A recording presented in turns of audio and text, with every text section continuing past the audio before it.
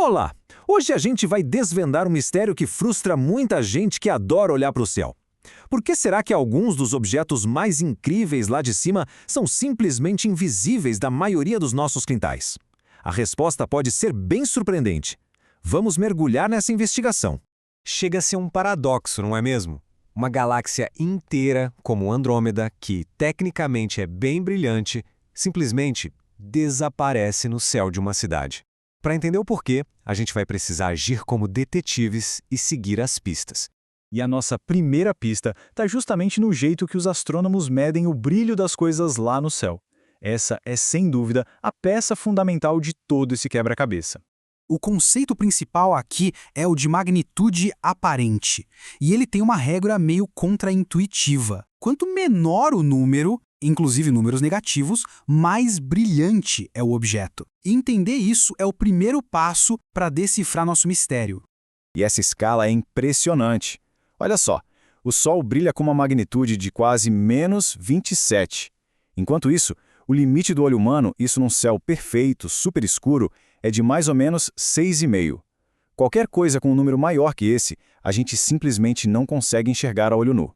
E essa ideia, olha, não é nova não. Começou lá com o astrônomo grego Hiparco, que criou um sistema bem simples com 6 categorias, baseado só no que ele via. Era bem subjetivo. Hoje, graças ao trabalho de um cara chamado Norman Pogson, a gente tem um sistema matemático super preciso e objetivo que consegue medir qualquer nível de brilho. Bom, com a primeira pista em mãos, vamos agora para o principal suspeito de roubar as nossas estrelas, o grande vilão da astronomia moderna, a poluição luminosa. A poluição luminosa, falando de um jeito simples, é o brilho excessivo das nossas cidades que acaba escapando para a atmosfera. Essa luz toda meio que lava o contraste do céu, sabe? Ela cria um fundo brilhante que acaba escondendo os objetos mais fraquinhos lá em cima. Tá, mas como é que se mede o impacto desse suspeito?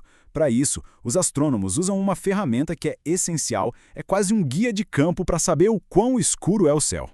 E essa ferramenta é a escala Bortle. É um sistema bem prático que vai de 1 a 9 e ajuda a gente a classificar a qualidade do céu em qualquer lugar.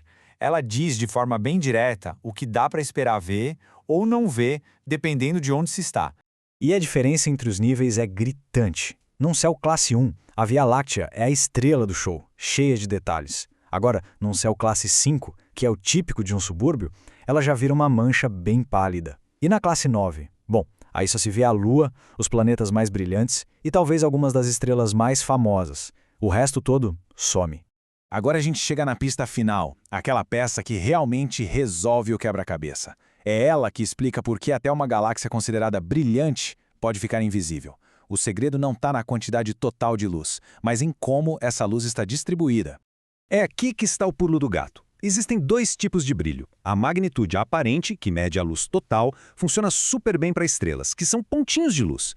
Mas para galáxias e nebulosas, que são objetos espalhados, o que importa mesmo é o brilho de superfície, que mede a concentração de luz numa área pequena.